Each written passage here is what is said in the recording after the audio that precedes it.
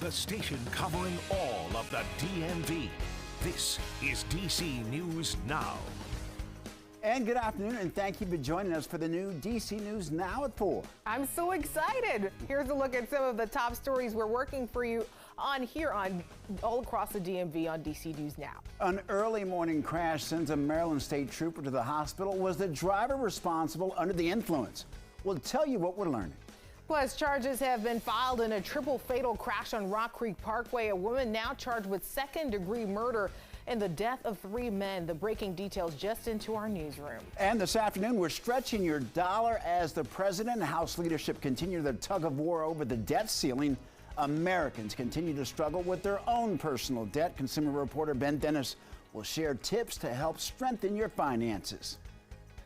And thanks for joining us for this on this Monday for the new DC News Now at 4. I'm Mark Hall. Yes, and I'm Annalisa Gale. We'll get to those top stories in just a moment. But first, we got to check on the look of the outside now on this beautiful Monday. It's going to look really good this week, Damon.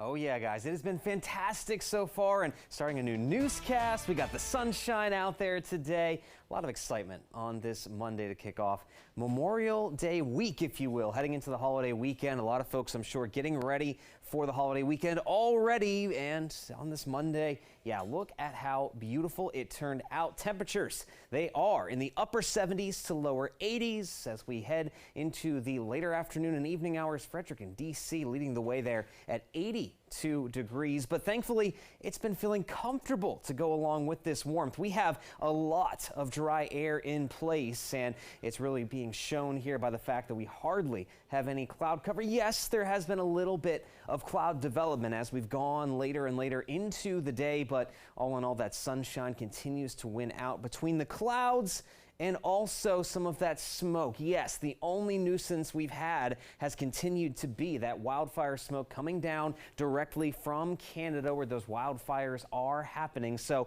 we will continue to see some haze in the sky mixed with that cloud cover as we roll on into your evening. But again, it should not put a damper on anything the rest of your day, and into your Monday night should be very much worry-free with that mix of clouds and haze and sunshine and temperatures that stay mild, still in the 70s by 8 o'clock, and we're still talking mid-60s as we head on toward midnight. So with everything looking good today, what about the rest of the week? And could there be some rainfall by your Memorial Day weekend? We'll have your full forecast in just a bit.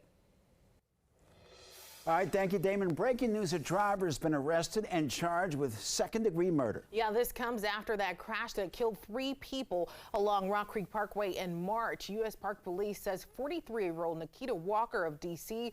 was behind the wheel of a Lexus that sped away from a traffic stop. Minutes later, that Lexus driven by Walker slammed into another car. 3 men inside the car died. Yeah, DMV records show the car driven by Walker had racked up more than $12,000 in unpaid traffic citations. All but one of those 40 citations were for speeding.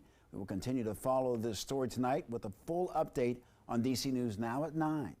Also, new speed and impaired driving. That's what Maryland State Police believe may be factors in an early morning crash that sent a trooper to the hospital. Yeah, this happened on the eastbound I-49 in Silver Spring. The unnamed officer was working inside of a construction zone when the driver slammed into the marked patrol car. Dave LaValle is joining us live now with the latest details. Dave, what are you learning? Good afternoon, Annalisa and Mark. We can tell you both men remain hospitalized. That's the word from Maryland State Police just a few moments ago as we spoke with them briefly before we went on air. The crash that you mentioned took place about a quarter of a mile behind where I'm standing over my shoulder. State Police said 31-year-old Anthony Bowser of D.C. crashed into the rear of the trooper's car just after 4:30 this morning. The unidentified officer who was in the car had his emergency lights on at the time. He's at Baltimore's R. Adams Cowley Shock Trauma Center, while Bowser remains in Bethesda Suburban Hospital. As you heard just a few moments ago, investigators believe Bowser may have sped and been impaired at the time of the crash. State Police told us charges are pending following the completion of their investigation. The injured trooper is assigned to the College Park Barrick. Coming up at 5 o'clock, we're going to tell you just how common construction zone crashes are around Maryland. We're live in Silver Spring. Dave Laval, DC News Now. All right, Dave, thank you. And in the district, a multi-car accident sent 4 people to the hospital. DC Fire and EMS said that 2 people, including a 9-year-old child, remain in critical condition this afternoon. Another person is suffering from serious injuries, while another, we are told, had minor injuries. The crash happened on New York Avenue Northeast and between South Dakota Avenue and Bladensburg Road. What caused the crash still remains under investigation. And right now, gun violence continued over the weekend in the district just hours after a vigil for Ariana Davis, a 10-year-old girl killed by a stray bullet. 3 more teens, we're learning, were shot in Northeast DC as well. 2 14-year-olds and 1 16-year-old were shot less than 2 miles from where Davis was shot last week. Police say it happened on 50th Street in Northeast Washington around 1 in the morning. All 3 were taken to a nearby hospital. At this time, there are no updates on their conditions. And there were 3 more shootings on Sunday. Another in Northeast just after 1:30 a.m. on West Virginia Avenue. Less than 30 minutes later, police were called to New York Avenue Northwest for another shooting. Then before 4 a.m., police responded to a shooting on 14th Street Northwest. Well, we're hearing from Congressman Jamie Raskin about his battle with cancer and a potential run at Maryland's soon-to-be open Senate seat. Back in December, Raskin announced that he had been diagnosed with lymphoma after months of chemotherapy. The representative announced several weeks ago that he was in remission. Raskin will sit down with our Leonard N. Fleming this evening, and we'll hear from him coming up tonight at 6. Turning now to Metro, the Orange Line is back up and running on a normal schedule after 10 days of maintenance in the area. But this isn't the end here. Yes, DC News Now's Joseph Oma reports it will be a busy summer ahead for the transit system.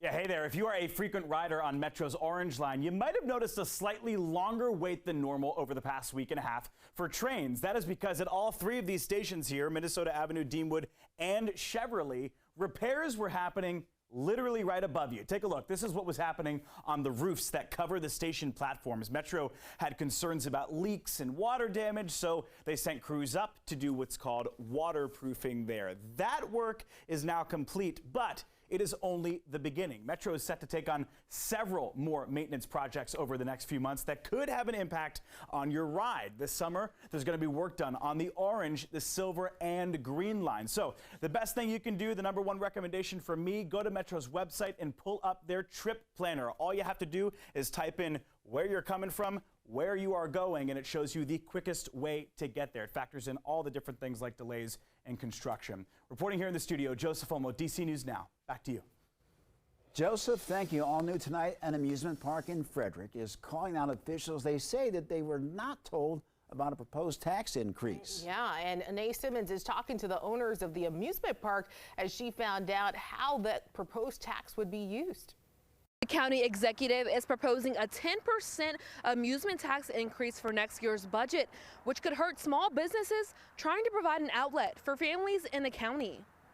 This tax, coupled with that, we're looking at about a 25 to 30% loss in revenue. I don't know what business can sustain that type of loss. So we're looking at a very rough 2024 if this bill passes. Ashley Schweinhart, marketing manager at Tree Trekkers, says she wasn't contacted and learned about the proposed tax on the radio. As to the reason for implementing the amusement tax, Frederick County Executive Jessica Fitzwater says the revenue collected will go towards supporting the arts, innovation, and a creative economy. Fitzwater pointed out that the county enjoys more than 2 million visitors each year. She also said the amusement tax evens the playing field for similar businesses. For example, a 1% amusement tax is already in place as a cover charge for venues offering entertainment. The amusement park owners are not the only ones concerned. Frederick resident Samantha Karch says she's concerned over the potential cost. As I have off some weekends, me and my friends like to come out to places like this and have fun. And now that it's going to be costing even extra, that kind of sucks. And now I feel like we're going to have to be traveling even further to out of county places to be able to still afford just having fun. So does Peyton Steele. If this tax is passed, then we will see less and less of the young people coming out, mostly because their families will have to, pay for other things other than just amusement and, entertainment. Schweinhart says it might be a struggle for her and other small businesses, especially if the economy gets worse. We're seeing a receding economy, and we're also seeing inflation rates that most of us haven't seen in our lifetime. And our county's answer to that is to make family recreation activities 10% more expensive. The council is expected to meet on Tuesday to vote to repeal past legislation in order to make way for the new proposed tax legislation. Reporting in Frederick, Maryland, Anais Simmons, DC News Now.